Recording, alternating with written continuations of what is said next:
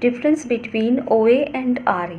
जी हाँ, जो OA होता है और RA होता है, the full form of both are osteoarthritis means OA and rheumatoid arthritis means RA। Okay, ये जो कंडीशंस है ये ऑलमोस्ट सिमिलर दिखती हैं बट है नहीं। ओके, इनके कॉजेज़ डिफरेंट होते हैं, ट्रीटमेंट प्लान डिफरेंट हो जाता है दोनों का। सिम्टम्स ऑलमोस्ट एक से दिखाई देते हैं बट कुछ स्पेसिफिक सिम्टम्स है जिसकी वजह से ये दोनों कंडीशंस अलग अलग हो जाती है। सो जो OA होती है वो एक डीजनरेटिव डिसीज़ होती है। डीजनरेटिव वर्ड का मतलब है यहाँ पे एक ऐसी प्रॉब्लम जो एज के साथ हो जाती है, एज के साथ जिसे नहीं रोका जा सकता, जो होगी ही होगी।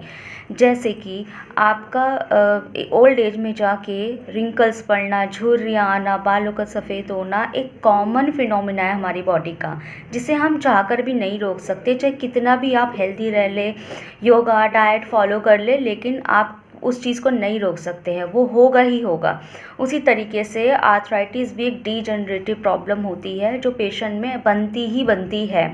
हम उसको प्रिवेंट नहीं कर पाते हैं, लेकिन हाँ, हम अपने आप को उससे उसकी कंडीशन ज़्यादा वर्स्ट ना, उससे बचा के ज़रूर थोड़ा सा रख सकते हैं कि वो वर्स्ट ना हो, ऐसी हालत ना कर दे कि इंसान चल फिर भी नहीं सकता। बस उसके हिसाब से जो है कंडीशन को मैनेज कर लेते हैं, बट वो हम रोक नहीं सकते। बिल्कुल उसी तरीके से जो RA होता है वो ऑटो इम्यून डिसीज़ है एक तरह का, जिसमें क्या होता है, जो बॉडी का इम्यून सिस्टम है वो बॉडी के जॉइंट्स पर डायरेक्ट अटैक कर देता है ड्यू टू इन्फेक्शंस। ओके, सो ये RA और OA में डिफरेंसेस हैं।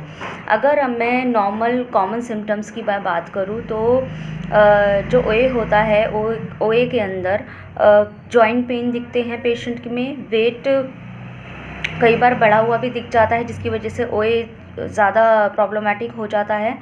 और पेशेंट जो है जॉइंट्स में पेन बताता है, खासकर नीज़ इसमें ज़्यादा अफेक्ट होते हैं। तो ये इस तरीके के सिम्टम्स दिख जाते हैं, साइंस दिख जाते हैं।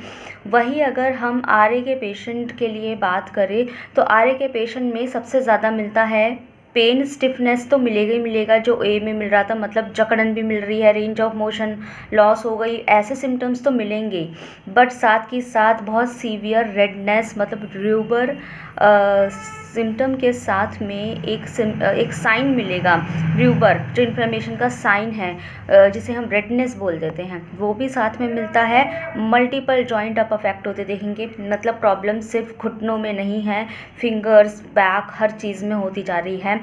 साथ कभी कुछ पेशेंट्स के अंदर, मतलब मैक्सिमम पेशेंट्स के अंदर कंडीशन थोड़ी बढ़ जाए तो मैक्सिमम पेशेंट्स में रूमेटॉइड आर्थराइटिस में जॉइंट्स के अंदर डिफॉर्मिटीज़ स्टार्ट होती है, मतलब फिंगर्स, लेग्स में डिफॉर्मिटीज़, उनकी अलाइनमेंट का बदलना, ये सब स्टार्ट हो जाता है, जिससे पेशेंट को अपनी डेली रोज़ की एक्टिविटी करने में प्रॉब्लम होने लगती है, वॉकिंग में प्रॉब्लम होने लगती है।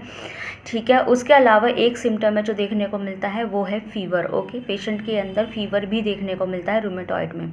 ज़्यादातर वो वार्मथ फील करता है, उसको हर वक्त हरारत रहती है। फीवर एक पॉइंट है जिसकी वजह से ऐसा लगता है कि, क्योंकि सीधी बात है, इन्फेक्शन भी हो रहा है ना, तो इन्फेक्शन तो फीवर कॉज करेगा। उसी के बेस पर ट्रीटमेंट प्लान चेंज हो जाता है।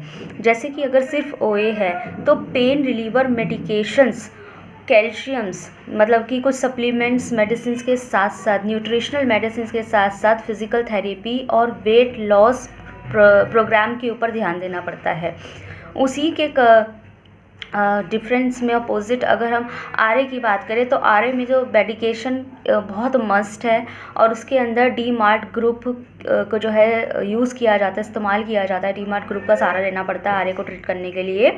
DMARD which means disease modifying anti rheumatic drugs. ठीक है, सो इन जो है ग्रुप का इस्तेमाल करना पड़ता है, ऐसे कोर्सेज चलाने पड़ते हैं, DMARD का कोर्स चलाना पड़ता है। उसके साथ साथ फिज़िकल थेरेपी भी मस्ट है, और पेशेंट को प्रिवेंशंस भी बताने पड़ते हैं। जिन पेशेंट्स के अंदर डिफॉर्मिटीज़ आ गई है, उसको, उन पेशेंट को स्प्रिंट्स का भी इस्तेमाल करने को दिया जाता है और उनको ट्रेनिंग भी की जाती है। ओके, सो ये डिफरेंस था OA और RA में।